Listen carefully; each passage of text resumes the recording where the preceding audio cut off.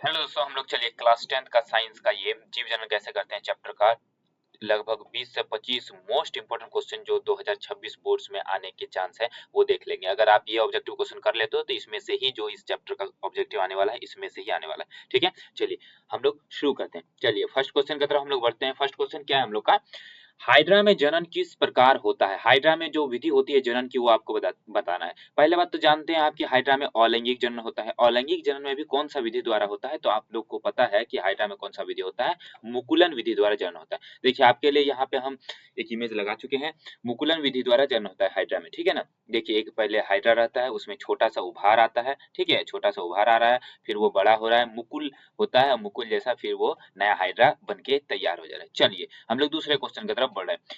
Amoeba किस विधि से प्रजनन करता है। अमीबा में भी अलैंगिक जनन होता है, तो कौन सा विधि द्वारा होता है, तो आप देख सकते हैं अमीबा में कौन सा विधि हो रहा है, यहाँ दो भाग में टूट जा रहा है, तो इसको क्या बुलाता है, द्विखंडन। कौन सा विधि द्वारा जनन होता है अमीबा में, द्विखंडन विधि द्वारा। ठीक है, चलिए तीसरे क्वेश्चन की तरफ हम लोग बढ़ रहे हैं। स्पाइरोगायरा में किस प्रकार का अलैंगिक जनन होता है। स्पाइरोगायरा आप लोगों ने देखा होगा नदियों में हरे हरे जो दिखते हैं, हाँ लंबे लंबे धागे जैसे स्पाइरोगायरा होता है वो, तो उसमें कौन सा विधि द्वारा जनन होता है, तो उसमें होता है विखंडन। कौन सा विधि द्वारा, विखंडन, फ्रेगमेंटेशन, टूट जाता है वो अनेक भागों में। ठीक है, चलिए नेक्स्ट क्वेश्चन, मनुष्यों में निषेचन कहाँ होता है। मनुष्यों में निषेचन कहाँ पर होगा। देखिए निषेचन तो मादा शरीर के अंदर ही होता है। मनुष्यों में पता है आपको, मादा शरीर का जो वो भाग होता है, देखिए आपको हम इमेज के थ्रू एक बताने का ट्राई कर रहे हैं। इमेज हम लगाए हैं यहाँ पे, देखिए हाँ ये जो होता है जो हम बता रहे हैं उसको ध्यान से सुनिएगा। ये होता है, ये गर्भाशय हो गया बीच में, ठीक है ना, और यहाँ से एग बनता है, एग यहाँ से जाता है और यहाँ से यहाँ पे आता है, यहाँ से। तो ये जो ट्यूब हो गया, ये जो उसको बोला जाता है फेलोपियन ट्यूब, इस जगह को। ठीक है, ये जो ट्यूब दिख रहा है आपको, तो यहीं से स्पर्म यहाँ से इंटर करेगा। ठीक है, शुक्राणु आएगा आएगा और एग भी यहाँ से निकलेगा और इस जगह पे ही निषेचन होगा, फर्टिलाइजेशन होगा। ठीक है, और फिर वहां से जो बनेगा वो यहाँ पे आके भ्रूण स्थापित हो जाएगा। ठीक है, तो कहाँ पे होता है, फेलोपियन ट्यूब में होता है। किस जगह पे होता है, क्वेश्चन कहाँ है, यहाँ है। ठीक है, चलिए हम लोग का क्वेश्चन हो गया ये फेलोपियन ट्यूब में, फेलोपियन नली भी बोल देते हैं इसको। चलिए नेक्स्ट क्वेश्चन, परागन परागकण पौधे के किस भाग में बनते हैं। परागकण एक मेल पार्ट है। ठीक है ना, देखिए यहाँ पे परागकण, ये आपको पता है कि ये पुष्प का मादा भाग है और ये सब नर भाग है। ठीक है ना, तो पराग कोश में परागकण होते हैं, ये सब पराग कोश है। आप घरों में भी देखे होंगे जो फूल वगैरह होता है उसमें जो पोलन ग्रेन है, परागकण मतलब पोलन ग्रेन छोटे छोटे होते हैं और ये ही जाते हैं यहाँ पे और इसका फिर निषेचन होता है। ठीक है ना, तो परागकोश कहा जाता है इसको। परागकोश में ही क्या पाए जाते हैं, देखिए यहाँ पे लिखा है परागकोश, परागकोश में ही क्या होता है, परागन परागकण पाए जाते हैं। ठीक है, परागकोश में ही परागकण पाए जाते हैं। तो परागकण कहाँ पाए जाते हैं, परागकोश नहीं दिया है तो पुंकेसर, पुंकेसर भी इसका आंसर होने वाला है। पुंकेसर में बनता है। ठीक है ना, पुंकेसर भी बोलते हैं इसको। ठीक है, परागकोश को देखिए पुंकेसर हो गया ये पूरा। लैंगिक जनन में कौन सी प्रक्रिया होती है। 6 नंबर क्वेश्चन क्या है हम लोग का, लैंगिक जनन। आपको पता है जनन दो प्रकार के, लैंगिक और अलैंगिक। विभाजन तो अलैंगिक, संयोजन अलैंगिक, पुनरुत्थान, निषेचन और लैंगिक जनन का में होता है निषेचन। हाँ, नर युग्मक और मादा युग्मक का मिलना निषेचन कहलाता है, ये किसमें होता है, लैंगिक जनन में होता है। 7 नंबर क्वेश्चन की तरफ बढ़ते हैं। निम्नलिखित में कौन सा अलैंगिक जनन का उदाहरण है। अलैंगिक जनन बताना है आपको, परागगण नहीं, निषेचन नहीं, द्विखंडन बिल्कुल सही। द्विखंडन जो होता है वो अलैंगिक जनन का एग्जाम्पल है, बाद बाकी सब लैंगिक जनन का एग्जाम्पल है। ठीक है ना, 8 नंबर, किस जीव में पुनरुद्भवन रीजनरेशन देखा जाता है। रीजनरेशन पुनरुद्भवन, फिर से अपने आप को हील कर लेना, ठीक है ना, बना लेना। तो इसका आंसर एकदम फेमस बुक में फोटो भी दिया हुआ है, प्लाज्मोडियम सबसे ज्यादा रीजनरेटिंग पावर होता है। आप प्लाज्मोडियम को 3-4 टुकड़ा में काट दो, वो हर एक टुकड़ा से नया प्लाज्मोडियम बन जाएगा वो। ठीक है ना,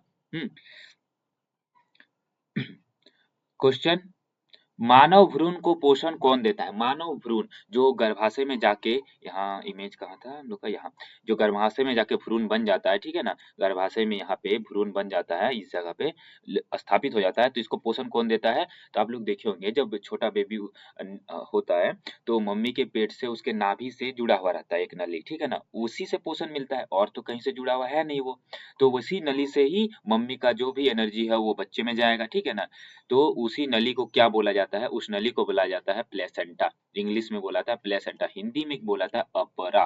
क्या बोलाता है? अपरा, ठीक है, और इंग्लिश में प्लेसेंटा। बीजाणु जनन किसमें पाया जाता है? बीजाणु जनन, बीजाणु जनन के बारे में आप लोग पढ़े होंगे, ये होता है ब्रेड मोल्ड में, ठीक है ना।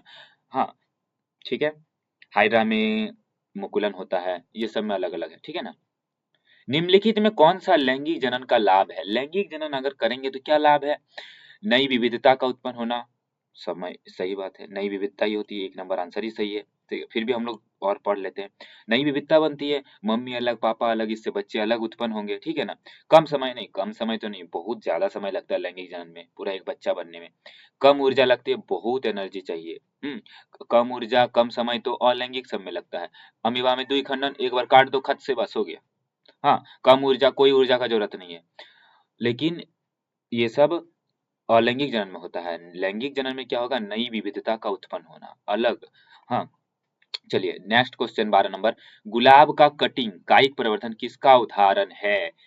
गुलाब में देखिए कुछ ऐसे पेड़ पौधे हैं हम लोग के आसपास कि वो अपना बीज उत्पन्न करने की क्षमता को खो चुके हैं, ठीक है ना। तो उनका कुछ का डाली लग जा रहा है, कुछ के पत्तों से नए पेड़ बन जा रहे हैं। जैसे आप पढ़े होंगे ब्रायोफाइलम, ब्रायोफाइलम का पत्ती से जो होता है उसका नया पेड़ बनता है। गुलाब, गुलाब का बीज देखे आप कभी? गुलाब में बीज नहीं हो रहा है, उसके डाली लग जा रही है, ठीक है ना, उसका कटिंग करके। तो क्या हो जा रहा है, वो बीज नहीं उत्पन्न कर पा रहा है, तो उसका दूसरा भाग से ही नया पौधा बन जा रहा है। तो ये एक अलैंगिक जनन का ही उदाहरण होता है, आप पढ़े होंगे। पुरुष जनन तंत्र में शुक्राणु कहाँ बनते हैं? बताओ, कितना लुल क्वेश्चन है। शुक्राणु वृषण में बनेंगे, एक जोड़ी वृषण होते हैं, ठीक है ना। एक जोड़ी वृषण होते हैं, उसी में क्या बनते हैं? शुक्राणु का निर्माण होता है। अंडोत्सर्जन, ओव्यूलेशन किसे कहते हैं? अंडा का बनना, हम्म अंडे का निषेचन होना, बिल्कुल नहीं। अंडे का अंडाशय से निकलना, सही बात है। अंडा जो बना है वो निकलेगा अंडाशय से, उसी को क्या बोलेंगे? अंडोत्सर्जन। भ्रूण का गर्भ में विकास, नहीं। गर्भाशय दीवार का मोटा होना, ये सब नहीं। यहाँ पे जो अंडा बना है, ध्यान से समझिएगा, यहाँ पे जो अंडा बना है, यहाँ अंडाशय होगा। अंडा का बन के बाहर निकलना ही क्या बनाएगा? अंडोत्सर्जन, अंडोत्सर्जन कहलाएगा, ठीक है ना। निषेचन होना नहीं। बाह्य निषेचन का उदाहरण कौन सा? बाह्य निषेचन किसमें होता है? मेढक में। किसमें होगा? मेढक में होगा। बाह्य निषेचन मेढक में होता है, ठीक है ना। मनुष्य में आंतरिक निषेचन मादा शरीर में, कुत्ता में भी अंदर पेट के अंदर ही बेबी बनता है, गाय में भी पेट के अंदर ही बेबी बनता है। मानव भ्रूण का विकास कहाँ होता है? भ्रूण, भ्रूण जो बन गया, अब यहाँ भ्रूण जो बना वो आएगा कहाँ विकास होगा? गर्भाशय में विकास होगा, ठीक है ना। गर्भाशय में वो अपरा से प्लेसेंटा से जुड़ेगा एक नली, और फिर धीरे धीरे बेबी बड़ा होते होते 9 महीना बाद बस जो आ जाएगा धरती पे। मानव भ्रूण का विकास कहाँ होता है? गर्भाशय में होता है। क्लोन किसे कहते हैं? क्लोन, कॉपी, एकदम सेम टू सेम, ठीक है। समान गुणों वाले जीव क्लोन कहलाएंगे, ठीक है। क्लोन वर्ड आप पहले भी सुने होंगे 8th 9th में ही। पत्तियों से बनने वाला नया पौधा किसका उदाहरण है? बोले आपको ये सब कायिक प्रवर्धन कहलाता है। क्या कहलाता है? कायिक प्रवर्धन, ठीक है ना। जो बीज उत्पन्न नहीं करते, डाली से पत्ती से ये सब से अगर बन रहा है, तो ये सब से अगर जनन हो रहा है तो क्या कहलाएगा? कायिक प्रवर्धन। Next question 19 number. केले का पौधा अधिकतर किस विधि का उपयोग करता है? केला भी कायिक प्रवर्धन, क्योंकि केले के भी बीज से पेड़ नहीं बनते। केले के बीज देखे आप? देखे नहीं होंगे, क्योंकि वो होता ही नहीं है। उसका बीज होता भी है तो वो उत्पन्न नहीं कर पाता है नया पौधा, ठीक है। उसमें भी कायिक प्रवर्धन होता है। केले के देखते हैं, जहाँ एक पौधा लगाए तो उससे 12 पौधा निकल गया। बांस देखेंगे, एक वो पौधा लगाए वहीं से उसका जड़ से नया नया पौधा बनते जा रहा है और निकलते जा रहा है, ठीक है ना, इस तरह से। अलैंगिक जनन में संतान कैसी होती है? विविधता वाले, माता पिता से भिन्न, एक दूसरे से पूरी तरह समान, मिश्रित गुणों वाले। ध्यान से समझिएगा इसमें क्या होगा। अलैंगिक जनन में जो होता है वो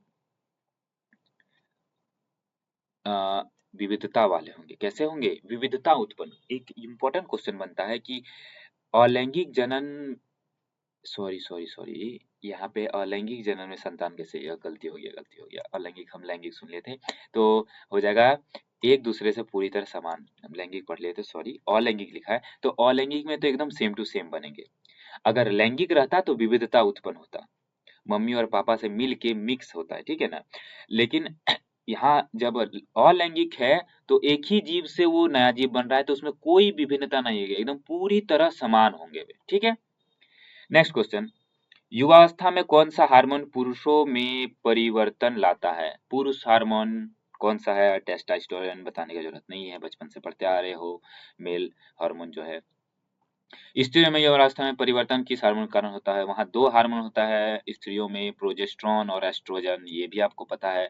स्त्री में कौन कौन से हार्मोन होते हैं युवावस्था में? प्रोजेस्टेरोन और एस्ट्रोजन हार्मोन। सुरक्षित मातृत्व के लिए क्या महत्वपूर्ण है? सुरक्षित मातृत्व, ठीक है, एक मम्मी है, प्रेग्नेंट है वो, ठीक है ना, तो उसके लिए क्या क्या चाहिए? पौष्टिक भोजन, बिल्कुल पौष्टिक भोजन दिया जाता है, ठीक है ना। नियमित स्वास्थ्य जांच, बिल्कुल जांच भी होता है इसके लिए, आंगनबाड़ी में भी इसकी सेवाएं दी जाती है। साफ सफाई करनी भी जरूरत है। उपरोक्त सभी सभी है, ठीक है, सभी सभी जरूरी है। नेक्स्ट, किशोरावस्था में जनन स्वास्थ्य शिक्षा का उद्देश्य क्या है? किशोरावस्था में गलत धारणाओं से दूर करना, सही बात है। गलत धारणा, किशोरावस्था में बच्चे बिगड़ते हैं, तो गलत धारणा नहीं पालना है हम लोग को, सही चीजों पे ध्यान देना है। साफ सफाई की जानकारी देना, बिल्कुल साफ सफाई कैसे रखना है, अपने शरीर को कैसे रहना है, ठीक है ना। शरीर में होने वाले बदलाव को समझना, बिल्कुल। आप लोग क्लास 8 में, आप लोग का जब टीनेज कब से शुरू होता है? लगभग वही 12 से 14 साल के बीच में, तो वही क्लास 8 का जो बच्चा होता है लगभग उस टाइम का। तो इसीलिए क्लास 8 में एक चैप्टर है किशोरावस्था की ओर, तो उसी में आपको बताया जाता है, इसीलिए पढ़ाया जाता है क्योंकि वो आपका स्टार्टिंग होता है। तो शरीर में होने वाले बदलाव, बहुत सारे हार्मोन्स आते हैं जिससे आपको बहुत अजीब टाइप सा फील होगा, ठीक है ना। तो ये सब शिक्षा का उद्देश्य, ये सब को जानकारी आपको देना, मतलब जानकारी होना चाहिए। और देंगे कौन? शिक्षक देंगे, शिक्षक, माता पिता, यही सब का काम है देना जानकारी, उपरोक्त सभी। चलिए, इस तरह से हम लोग का हो गया ये। तो ये आप चैनल को सब्सक्राइब कर लीजिए। जैक बोर्ड के जितने भी इम्पोर्टेंट क्वेश्चंस बनने वाले हैं, आने वाले हैं 2026 के लिए इम्पोर्टेंट, सब करवा जाएगा यहाँ पे। तो तब तक के लिए ओके।